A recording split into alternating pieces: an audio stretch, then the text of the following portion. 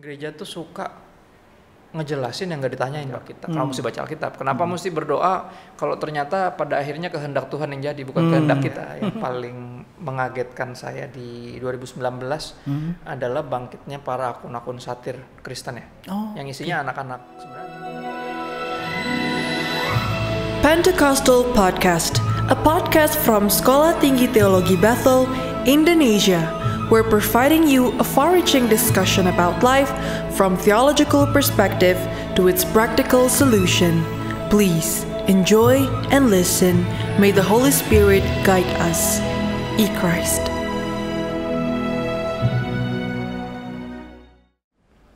Salam, jumpa lagi bersama saya Andreas Budi dalam Pentecostal Podcast. Puji Tuhan, hari ini saya kedatangan tamu yang luar biasa. Ya, seorang namanya, saya panggil Bapak aja deh. Bapak Christopher Tapiheru, selamat datang Pak. Shalom Pak. Ya, dia seorang pastor Gram. Wow, ini luar biasa nih. Tapi dalam kesempatan ini akan banyak saya tanyakan sesuatu. Ya, mungkin diceritakan dulu Pak Christopher, apa yang dikerjakan hari-hari ini? Oh iya, perkenalan dulu ya, Christopher Tapiheru. Saya udah menikah sejak 2010, dikaruniai 2 orang anak laki-laki. Dan sejak 2015 full time melayani sebagai teaching pastor di GBI New Wine International Church under Robert Samalea Sutanto. Kegiatan hari-hari penginjil sepenuh waktu sambil ngurusin bagian pengajaran di gereja. Wow, mantap ya. Masih muda tapi sudah terlibat dalam pelayanan ya. Otomatis ini nggak bisa kita lepaskan dari papanya nih. Karena papanya Pak Jos Tapiheru adalah teman baik saya. Saya anggap sebagai papa saya juga. Wow. Ya, karena beliau banyak menginspirasi saya ya. Banyak hal yang beliau lakukan terutama dalam bidang Pentecostal research ya. Beliau banyak menginspirasi. Nah, saat ini saya ingin tahu nih. Ya. Kita ngomongin tentang legacy in Christ family. Wow, ya. Kalau kita ngomong legacy, warisan dari orang tua yang Pak Kristo ingin sampaikan apa aja nih Pak? Warisan yang terutama dan yang lain-lainnya. Silakan Pak. Ya, warisan paling utama kalau saya adalah meneruskan apa yang beliau teladankan ya. Buat saya, walaupun punya ayah seorang dosen, beliau hampir nggak pernah kuliahin saya. Dalam artian dia banyak justru mempraktekkan itu, nilai-nilai itu. Sebagai pengajar salah satunya mata kuliah etika Kristen ya. Buat saya beliau menghidupi itu. Jadi hidupnya, dia banyak mengajar lewat hidupnya sih. Orangnya nggak terlalu sering kuliahin saya. Sekali lagi nggak terlalu sering marahin. Tapi teladannya itu buat saya masih yang paling, kalau bisa disebut kata sempurna, walaupun sempurna kayak nggak cocok ya buat manusia. Tapi saya akan bilang teladan yang paling baik seumur saya hidup ya dari beliau.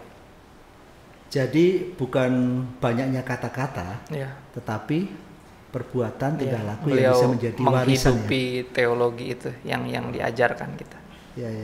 Ini sebenarnya warisan yang luar biasa ya. Warisan yang diwariskan kepada anak-anaknya. Pak Christopher kan punya ada berapa bersaudara ya? Saya berempat, saya nomor 1, yang kedua perempuan, ketiga laki-laki, keempat perempuan lagi. Kita berempat kakak adik. Ya. Dan puji Tuhan saya lihat ini Tuhan pakai di bidangnya masing-masing luar biasa ya. Ya. Dan saya pernah ngobrol sama Om Jos luar biasa anak-anaknya Tuhan pakai. Dia katakan itu semua anugerah Tuhan. Betul. Ya, anugerah Tuhan. Ya. Iya. Cuma ada satu poin yang ingin saya tanyakan, bagaimana sih cara mempertahankan warisan dari papa ini, terutama iman ya. Iya. Imannya terutama tentang karakter Kristus ini. Gimana cara mempertahankannya nih? Mempertahankan kayaknya ya dengan cara yang sama yang beliau lakukan ya, menghidupi itu ya, menghidupi nilai. Walaupun warisan Pentakosta erat ya, maksudnya kental banget gitu diwariskan ya dari papa, tapi istilahnya dalam perkembangan aku bertumbuh banyak di gereja karismatik, tapi otodidak teologinya itu secara reform justru. Tapi yang menarik adalah papa selalu bilang pokoknya nggak ada masalah, mau pendekatan teologi macam apa, yang penting jangan sampai cuman belajar banyak tentang Tuhan tapi nggak mengalami Tuhan. Beliau sangat menekankan di pengalaman sama Tuhan. Dia bilang rindukan itu pokoknya, jangan cuman belajar banyak tapi rindukan mengalami banyak juga. Jadi banyak kesaksian yang bisa kamu berikan. Dia bilang gitu sih. Dan emang kayak nggak ada jalan lain selain menghidupi ya apa yang kita ajarkan ya, menghidupi apa yang kita percaya. Itu yang nomor satu, karena orang kan jarang yang mau belajar teologi tapi semuanya ngeliatin hidup kita ya. Pada akhirnya kalau Rasul Paulus dalam bahasanya dia bilang hendaknya kita kayak surat yang terbuka, bisa dibaca semua orang. Dan beliau itu nyontohin kehidupan yang seperti itu sih Pak. Maksudnya apa ya? Orang suka nanya gitu kan, kayak wah apa kan dipakai Tuhan luar biasa ya dalam mengajar dan segala macam. Ada pertanyaan, orang nanya, lu ngefans gak sih sama bokap lu? Aku bilang dalam segi berkhotbah gitu saya bukan penggemar khotbahnya beliau. Dalam artian ngajar gitu ya. Kadang kalau ini kayak datar gitu, orangnya kalau bercanda ya bercanda, paling kita yang ketawa, dianya mah biasa-biasa aja. Enggak kayak yang saudara yang gitu. Jadi kalau dibilang ngefans sama khotbahnya saya enggak, tapi teladan hidupnya buat saya masih belum ada lawannya sih sampai hari ini. Dan saya rindu meneruskan nilai yang demikian ya. Menghidupi itu. Karena punya 2 orang anak laki-laki itu apa jadi sebuah pembuka mata ya, bahwa pada akhirnya anak tuh sering gagal taat tapi jarang gagal niru. Artinya kita mestinya lebih banyak meneladankan, mencontohkan daripada ngomong. Karena kan kalau pepatah dunia bilang telinga mereka kerap kali kayak tuli terhadap nasihat tapi matanya nggak pernah ngedip ngeliatin kehidupan kita, dan itu yang aku belajar dari papa sih. Emang mesti dihidupi memang. Dihidupin ya. Jadi selama menjadi anak apakah pernah dimarahin? Apakah pernah dibentak? Apakah pernah dipukul nih? Dibentak nggak pernah. Dimarahin pasti pernah ya. Justru nggak sehat kalau orang tua nggak pernah marahin anaknya. Dipukul, nah ini jarang sekali. Beliau tuh jarang marah, cukup jarang marah, apalagi mukul. Mukul itu udah paling jarang. Mungkin di sepanjang kehidupan saya kayaknya nggak nyampe kayaknya. Gitu ya. Yang saya ingat itu cuman satu kali saya ingat, itu pun karena saya udah agak lebih besar, mungkin kelas 6 ya, hampir SMP. Itu terakhir dipukul tuh, udah nggak pernah lagi habis itu, karena saking jarangnya jadi nggak ada yang saya ingat banget kecuali yang itu. Jadi momen itu saya kaget pas dia mukul tuh, saya kaget karena jarang banget mukul. Dan saking kagetnya saya ngeliat mukanya gitu kan, karena loh tumben nih gitu ya, marah gitu, tumben mukul. Saya ngeliat beliau nangis gitu. Dan itu yang bikin saya kaget. Saya taunya kalau orang marah tuh kan marah ya, bukan sedih gitu. Beliau malah nangis, dan menarik adalah habis dipukul duduk di sebelah saya, terus dia bilang gini, mending Papa yang pukul kamu daripada orang lain. Kalau orang lain yang pukul kamu bisa mati. Papa pukul kamu karena Papa sayang. Papa pengen kamu tuh jadi orang yang nggak kurang ajar, sehingga nggak perlu ada yang hajar kamu nanti di luar. Mending Papa yang pukul sekarang. Dan itu membekas sekali, karena saya menyadari bahwa ternyata bahkan hajaran aja itu berasal dari hati yang sama, yang sayang. Baik ajaran maupun hajaran ya, Ibrani 12 ya. Dasarnya ke situ ya. Hatinya sama, hatinya sayang. Sama, ya. Terlalu sayang makanya diajar dan dihajar juga. Itu sih. Jadi saking jarangnya ya, Pak. Jadi membekas membekas ya. Bisa dicatat dan itu membekas ya. Dan itu yang bikin saya juga seminim mungkin ya memberikan disiplin yang bentuknya hajaran ya ke anak. Karena saya lihat teladan beliau ya. Gitu. Jadi apakah sekarang di dalam mendidik anak itu type atau gambaran atau apa yang dilakukan oleh Papa itu diterapkan juga kepada anak? Sebisa mungkin iya gitu. Paling walaupun saya lebih nggak sabaran sih dari beliau ya. Beliau salah satu orang paling sabar yang saya pernah ketemu di muka bumi, Pak, menurut saya. Dan saya lagi selalu mencoba ya untuk mendekati lah teladan beliau. Iya. Karena selama saya menjadi teman beliau, saya menjadi anak didik rohani beliau tuh nggak pernah marah. Exactly. Ya itu poin yang kami kenal dan kami yang terkenang-kenang dalam hati kami ya. Dan beliau menghidupi nilai yang sama persis. Betul. Yang di rumah kadang orang suka gitu ya, di luarnya berbeda, di dalamnya enggak. Ini sama persis. Artinya baik dia di kantor, di gereja maupun di rumah sama ya. Sama ya. Iya, beberapa kali makanya pas di pelayanan kan dianggap kurang tegas kan. Iya. Itu terus masalahnya akhirnya. Orang anggap kok gini sih gembala, ayo dong mesti lebih tegas lagi. Dan itu yang saya pikir kelemah lembutan itu ya. Itu bagian dari buah roh loh. Memangnya. Pada akhirnya buah roh itu kan kalau bisa dikatakan bukan buah-buah roh ya. Satu buah 9 rasa. Rasa paling matangnya itu self control. Betul, self control, menguasai diri. Iya, itu nomor Dan itu yang paling susah paling kan? tinggi. Iya, itu kan paling matangnya kan. Buah itu kan Matangnya. makin matang, rasanya Betul. makin lengkap. Rasa ke-9 atau rasa paling matang dari buah itu ya pengendalian diri itu. Betul. Dan beliau menguasai itu. Buat saya ya itu yang saya lagi kejar ya Pak. Maksudnya kan emosi kadang kecewa atau sedih atau Ya.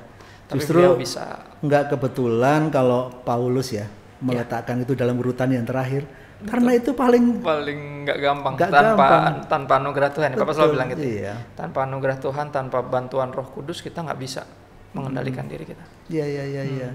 Karena itu poin yang luar biasa ya dalam buah roh ini ya. Betul. Penguasaan diri. Betul. Dan Self control itu udah sudah terlihat betul. dalam diri Papa ya. Ya kadang dia yang dijahatin aja kita kayak marah dong gitu. Nah. Kita yang gitu. Akhirnya kita yang marah. Dianya malah bisa berhasil untuk sabar, untuk ngalah gitu. Iya, memang beliau terkenal dengan pembawa damai ya. Artinya bahwa dalam situasi apapun dia akan menciptakan situasi damai. Betul. Dan itu yang harusnya kita semua ya Pak. Betul. Kristen kan gitu ya, kata Tuhan, diberkatilah mereka yang mengupayakan perdamaian karena mereka akan dikenal sebagai anak-anak Allah. Iya, betul. Harusnya. Iya. Ada warisan lain nih. Iya Pak. Terutama seni nih. Oh iya. Beliau kan orang yang terkenal memiliki nilai seni tinggi, terutama musikal ya. Ini gimana nih warisannya ini? Apakah diterima juga? Apakah ada bagi anak-anaknya juga? Kalau bagi saya pribadi ya Pak ya, orang Ambon nggak bisa nyanyi itu masuk kategori penistaan. Nggak, ini mungkin berlebihan tapi itu menurut saya. Ya kayaknya umum lah ya kalau orang Ambon bisa nyanyi, dan itu yang saya syukuri juga. Beliau juga seorang penyembah dalam artian suka nyanyi, main gitar gitu, dan itu nurun sih ke kita semua. Alat musik pertama dari semua anak kami berempat itu ya, alat musik pertama yang kita kuasai itu gitar. Gitar ya. Jadi kalau nyanyi kayaknya tadi ada di darah ya Pak, kalau udah Ambon ya. Iya betul. Ambon, Batak itu kalau nggak bisa nyanyi aneh ya. Agak-agak gimana gitu, Iya, diragukan ke ininya, keaslian ya. Betul ya. Enggak sih, saya bercanda, cuman emang umumnya gitu ya. Iya. Dan bersyukur banget tumbuh di keluarga musikal dan keluarga pendeta ya yang melayani. Artinya kita istilahnya semua warisan musik itu kita dapatnya justru di gereja. Betul. Semua. Nah ini kan Pak Christopher kan bergerak di bidang pemuda ya. Ya mayoritas. Walaupun sekarang udah enggak sih, udah banyak kan justru umum. Ini kita ketahui kan ini generasi milenial ini yang syarat dengan beberapa konsep-konsepnya yang orang-orang dunia, postmodern orang dunia mulai serat, dan mereka mengaplikasikan juga, menerapkan di gereja. Betul. Konsep hedonisme, materialisme, ada beberapa konsep-konsep yang membuat dalam tanda petik kita anak-anak Tuhan harus mewaspadai. Nah, ini bagaimana menyebarkan nilai-nilai rohani terhadap generasi yang seperti ini nih Pak Christopher? Ya buat saya kita mulai dengan bertobat dari kebiasaan ya. Menurut saya ada satu kebiasaan yang kita satu kesalahan yang kita suka nggak sadari, bahwa gereja tuh suka ngejelasin yang nggak ditanyain Pak. Giliran yang ditanyain nggak mau dijawab. Gitu ya? Jawabannya adalah, udah nggak usah nanya yang aneh-aneh lah, percaya aja gitu. Itu tuh yang mereka paling nggak suka, karena mereka selalu, generasi sekarang itu generasi yang skeptis, kritis ya. Jadi apapun yang kita percaya itu mesti bisa dijelasin. Dan itu tantangannya. Jadi saya selalu lebih besar menyediakan waktu untuk menjawab pertanyaan itu, apapun itu. Kenapa mesti baptisnya begini? Kenapa baca Alkitab? Kenapa mesti baca Alkitab? Kenapa mesti berdoa kalau ternyata pada akhirnya kehendak Tuhan yang jadi, bukan kehendak kita? Dan dia juga udah tahu kan gitu. Jadi pertanyaan-pertanyaan gitu Pak. Iya betul. Pertanyaan kritis ya. Benar, dan itu balik ke kita sih, kerelaan kita untuk, saya pakai untuk mendampingi generasi. Saya nggak ngerasa memimpin. Saya ngerasa mendampingi, karena itu yang dicari sebenarnya. Pendampingan ya berarti ya. Pendampingan itu orang yang berjalan di sampingnya ya. Bareng. Jadi kalau ada pertanyaan, dia bingung, dia tahu mesti nanya sama siapa. Jadi itu. Nah itu yang kelihatannya banyak generasi muda kehilangan poin ini, poin pendampingan. Iya. Mereka sudah kehilangan figur ayah di rumah, nggak ada yang mendampingi. Di gereja juga gitu, dalam petualangan teologisnya juga sama, nggak ada yang mendampingi. Makanya saya Sebenarnya masuk di sosial media tuh Pak, bukan untuk eksis, tapi untuk hadir. Oke. Beda ya. Iya. Eksis tuh cuma nyari, oh saya ada di sini loh. Maksudnya bikin platform, bikin nama sendiri untuk terkenal, tenar, untuk punya follower banyak. Sebenarnya saya nggak ke sana. Ini tuh lebih ke bukan tujuan sebenarnya yang sekarang ada nih. Ini lebih ke akibat karena saya hadir. Ya sebisa mungkin hadir. Makanya jadi kesini. Jadi sampai jadi tenar juga gitu. Jadi kayak sesuatu yang bukan saya kejar gitu. Orang tuh nggak ada yang tahu. Saya masih balesin DM, direct message satu-satu. Dari 173 orang awal saya main Instagram dulu sampai 187.000 orang masih saya balesin. Satu-satu. Ya, karena saya ada di sana untuk mendampingi. Oke.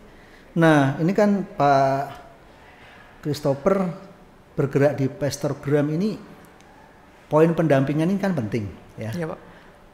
Saya pengen tahu nih sebenarnya yang di anak-anak muda ini biasanya kalau sharing-sharing ngomongin tentang apa sih? Banyak kan asmara Pak, nomor satu. Berikutnya isu tentang kayak kekecewaan sih, misalnya orang tuanya kenapa gitu. Suka nanya, misalnya contoh kayak yang terbaru ada yang nanya, Pastor kalau ada orang, dia selalu bilang gitu, ada orang tuh maksudnya dia, cuman nggak pernah mau ngaku ya. Iya. Kalau aku punya teman gitu, biasa tuh dia. Aku punya teman jadi gini, orang tuanya salah satunya selingkuh dan temanku tuh tahu gitu, temanku tuh mesti ngapain gitu. Oke.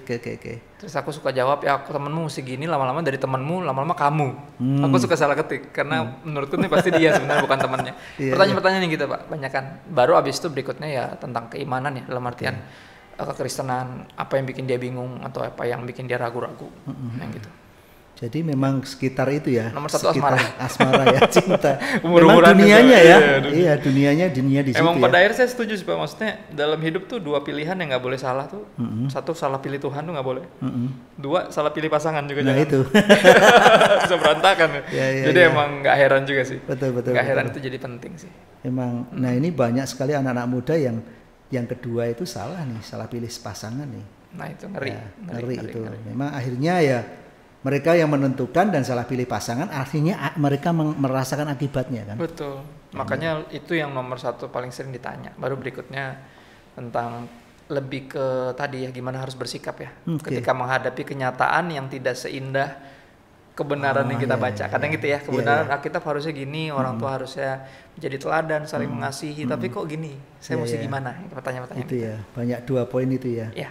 Apakah dalam Instagram ada orang tua yang masuk nih atau enggak ada ya? Ada aja. Ada juga ya. Kadang ada yang minta saya ngomongin anaknya gitu. Coba Pastor coba ngomongin deh, karena anak saya suka repost punya Pastor punya postingan.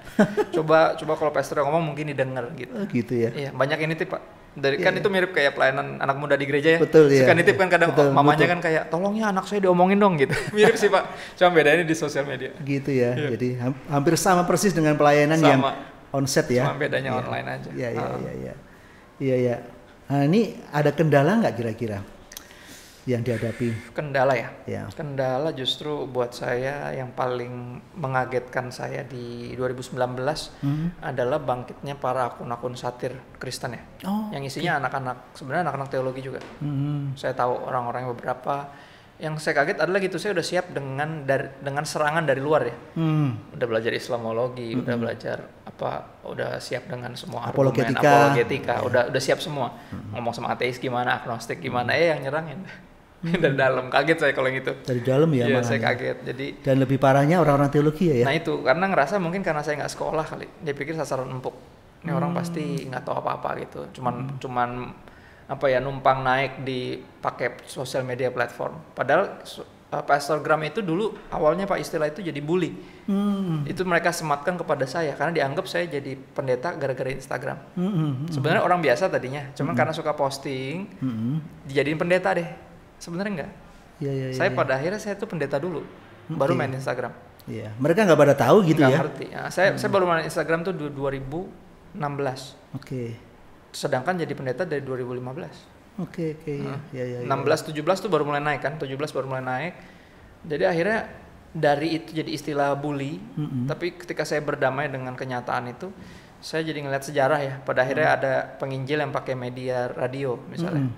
Ya, ada penginjil yang pakai media TV, makanya namanya televangelis. Iya, betul. Televisi evangelis kan gitu. Pada akhirnya saya hidup di era internet. Jadi kalau saya disebut pastorgram ya nggak apa-apa juga. Pastor yang pakai media Instagram untuk penginjilan. Buat saya malah justru sebuah kehormatan sih pakai istilah itu ya. Kendalanya adalah yaitu serangan banyakan dari kaum sendiri sebenarnya. Padahal udah siap dari yang lain, Pak. Gitu itu. Tapi malah yang paling menyakitkan justru pukulan mereka dari sengaja dalam. menyerang, mencobai. Beberapa begitu Pak, saya lihat kayaknya ngerasa lebih pinter ya. Saya rasa gitu, ada lebih ke nuansanya beberapa iri. Ada beberapa yang akhirnya ngaku, karena saya DM kan, saya coba ajak ngobrol, kenapa sih, masalah lu apa gitu saya bilang. Akhirnya ngaku, ya sebenarnya aku agak kesel sih Kak. Aku udah sekolah gini-gini, pelayananku biasa aja, kakak nggak sekolah pelayanannya kayak gini. Ada yang ngaku, tapi banyak juga yang nggak ngaku. Iya. Buat saya kayaknya sayang ya kalau kita jadi seperti itu ya. Betul. Almarhum sahabatku ngajarin banget sama aku.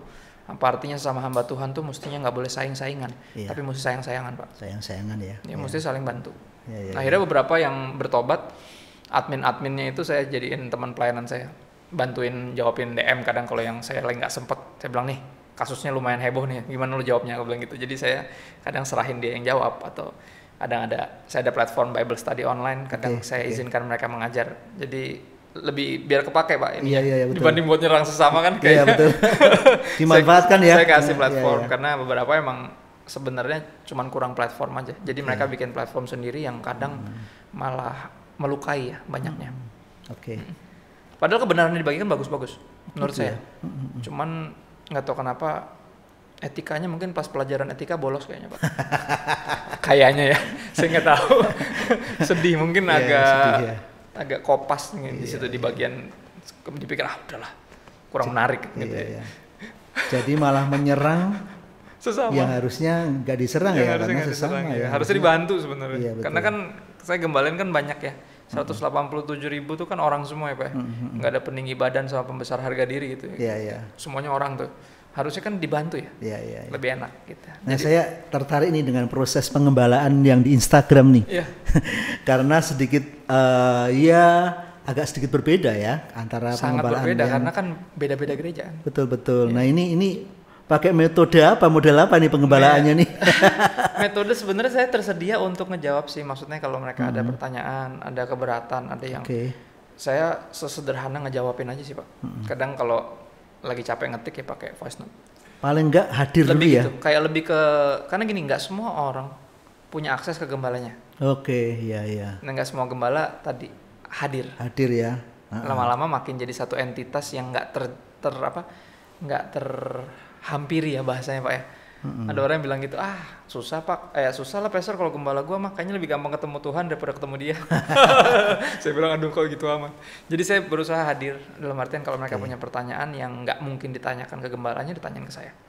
Sesederhana itu sih Pak, pengembalaannya nggak sampai gimana. Kadang ada yang minta konseling, ada yang minta ketemu, ada yang minta dibantu juga. Kadang kalau dibantu ya saya coba sebisa mungkin ya pada akhirnya. Jadi ada yang beberapa yang minta onsite, ketemu langsung? Ada. Pastoral ministry sih mirip sebenarnya. Cuman via online. Ya, online ya. Dalam pastoral ministry ini kan kita menempatkan kita sebagai guidance ya. Guidance. Kadang-kadang dalam praktek-praktek yang onsite justru pastornya atau konselornya dia tidak menjadi guidance tapi menjadi pemutus, pengambil keputusan. Itu bahaya tuh. Nah, ini kan harusnya kan hanya guidance ya, penuntun. Bukan penuntut. Kalau kata Papa jangan dituntut ya. Papa selalu bilang orang tua pun pada akhirnya nggak bisa ngatur anak ya, dalam artian nggak bisa maksain anaknya untuk milih sesuatu. Hanya bisa menuntun mereka untuk memilih yang benar. Pada akhirnya keputusan dari tangan anak ya. Dan buat saya juga sama sih. Sama ya. Ya, kita harus jadi pendengar dan jadi penasehat yang baik. Soalnya gini, mereka kayaknya nggak mau dengerin nasihat kalau mereka ngomong kita nggak dengerin Pak. Itu yang saya khususnya dari generasi yang sekarang ya. Mereka tuh pengen gitu. Pada akhirnya ada satu pepatah yang bilang people will never care how much you know until they know how much you care. Orang nggak bakal peduli seberapa banyak lu tahu sampai mereka tahu seberapa besar lu peduli. Jadi itu yang makanya aku mulai dari ngedengerin kisah mereka atau ngejawabin pertanyaan mereka. Dari sana baru. Tapi kan ada intinya ya. Orang mau ngomong, orang mau terbuka karena ada trust kan. Betul. Nah, itu mungkin yang Pak Kristo juga bangun ya Pak. Saya coba bangun karena gini, mayoritas orang pakai sosial media untuk pencitraan. Kalau saya pakai itu untuk ngebuka hidup saya, biar ada akses. Makanya taruh di story, taruh di posting. Jadi orang tahu nih, oh lagi lomba 17-an sama keluarganya, seru banget ya keluarganya gitu.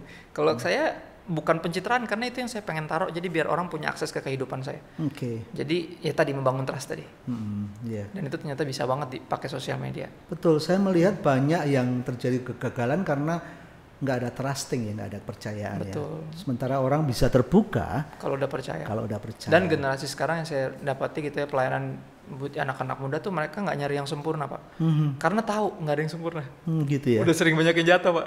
Jadi mereka udah kayak ngemeng aja lu bau, udah tahu gitu Mas. Udah ini ntar lagi juga jatuh paling gitu. Jadi ketika ngelihat satu orang atau satu sosok hamba Tuhan yang integritas gitu, maksudnya jadi dirinya sendiri, tapi di satu sisi juga bisa jadi teladan. Jadi kalau ngomong apa ya nggak takut dicap gimana, dan lurus-lurus aja gitu hidupnya. Akhirnya mereka ngeliat kok ini kayak gue bisa dengerin gitu. Iya. Saya teringat penginjil yang luar biasa, Billy Graham ya. Dia menjadi telegram juga ya. Televangelism ya, yang luar biasa. Dan mencakup seluruh dunia. Betul. Ini yang Pak Christopher juga seperti itu nggak nih, sudah mereka mencakup ke dunia? Saya berharap bisa sampai segitu ya, cuman pelan-pelan ya Pak ya, pelan-pelan internasional beberapa udah mulai buka pintu, tapi ya tadi bahasa Inggris saya kurang bagus ya, jadi lebih ke pasif ya, baca buku dengar orang ngomong tapi kalau saya ngomong suka masih roaming Pak, jadi saya percaya tapi bisa, maksudnya kita hidup di era sosial media ya, kadang di tempat lain tuh kalau di luar negeri tuh khotbah saya diterjemahin sama mereka. Gitu. Dalam bahasa Inggris. Bahasa Inggris ya. Terus quote saya kadang juga diterjemahin. Jadi sama orang-orang kita yang mungkin sekolah di luar. Jadi kadang saya belum nyampe keluar orang udah tahu di luar. Ya itulah indahnya penggunaan teknologi ya, kemajuan teknologi. Betul. Jadi juga pesan juga buat gereja khususnya, kayaknya udah waktunya kita berhenti memusuhi kemajuan. Atau teknologi, tapi kita manfaatkan dengan baik. Betul.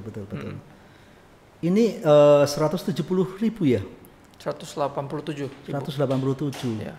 Memerlukan teamwork nggak dalam kerja, Pak? Kalau saya sampai hari ini sih belum, Pak. Tapi dalam artian kalau yang pelayanan yang lain kayak misalnya Bible Study, beberapa pelayanan kami di gereja tuh sifatnya Bible Study dan itu interdenominasi. Jadi open for public. Nah itu ada timnya.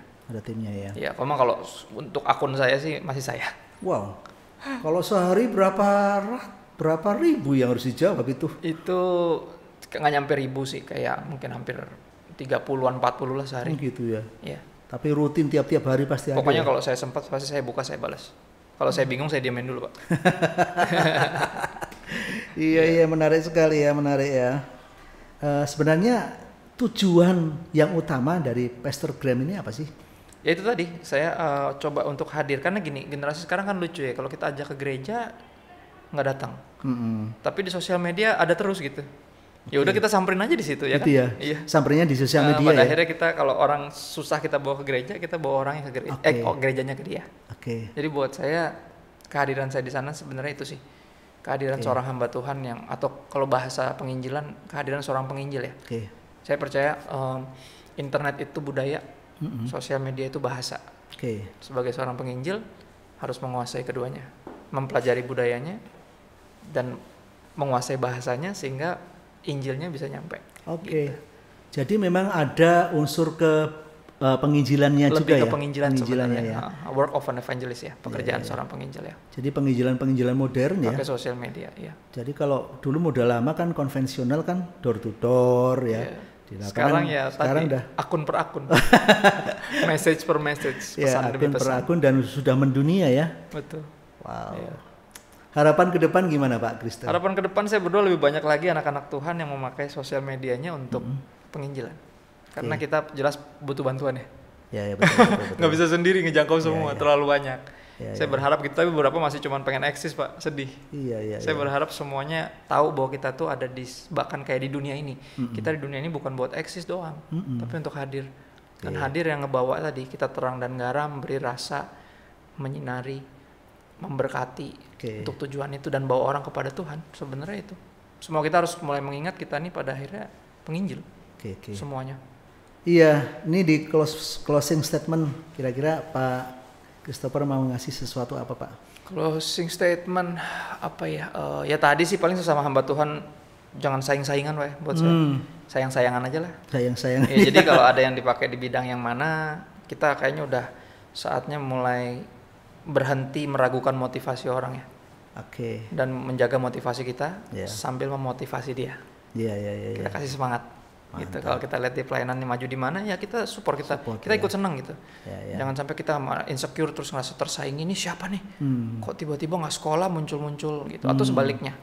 Ya buat saya kayaknya yang Yesus doakan di Yohanes 17 itu kan unity ya. Biarlah semua menjadi satu. Betul. Ya. Itu yang saya doakan sih sebenarnya. Ya. Karena ini jiwa nih banyak banget ladang udah menguning siap dituai dan kalau kitanya nggak pekerjaannya malah sibuk ribut sendiri kayaknya nggak lucu ya. Betul. Itu sih paling kalau dari saya. Sama penggunaan sosial media coba dimanfaatkan dengan baik, kita belajar untuk hadir bukan cuma eksis. Wow, sebenarnya banyak nilai yang akan saya gali nih, cuma waktunya habis nih. Apa lain kali Pak, ntar mampir lagi. Oke, baik. Sekali lagi ya, ternyata memang Pastor Graham yang orang belum mengenalnya, ternyata banyak nilai-nilai yang bisa kita ambil ya, terutama kehadiran ini. Kadang-kadang sebagai pastor biasa nggak bisa hadir suatu saat, setiap saat ya. Tapi poin nilai kehadiran kita di tengah-tengah mereka dalam masalah-masalah, wah itu wonderful. Mungkin pelayanan pendampingan. Ya, pendampingan itu luar biasa. Oke. Terima kasih Pak Christopher yang telah hadir memberikan insight kita. Waduh, luar biasa ya. Thanks for having me. Senang. Terutama juga telah memaparkan legacy dari Papa nih. Ini juga mungkin menjadi bagian yang harus kita pahami bahwa ternyata orang tua itu mewariskan sesuatu yang luar biasa bagi kita. Warisan terbaik dari mereka itu iman, Pak. Iman dan karakter ya. Betul. Tadi karakter ya. Iman yang dihidupi. Oke, menghidupi iman itu Betul. Ya. Oke, sekali lagi terima kasih ya. Thank you, Tuhan berkati. Oke, terima kasih buat waktu yang ada dan saya katakan sampai jumpa lagi. Tuhan Yesus memberkati. Amin. Terima kasih Pak. Thank you. Pentecostal Podcast, a podcast from Sekolah Tinggi Teologi Bethel, Indonesia. We're providing you a far-reaching discussion about life from theological perspective to its practical solution.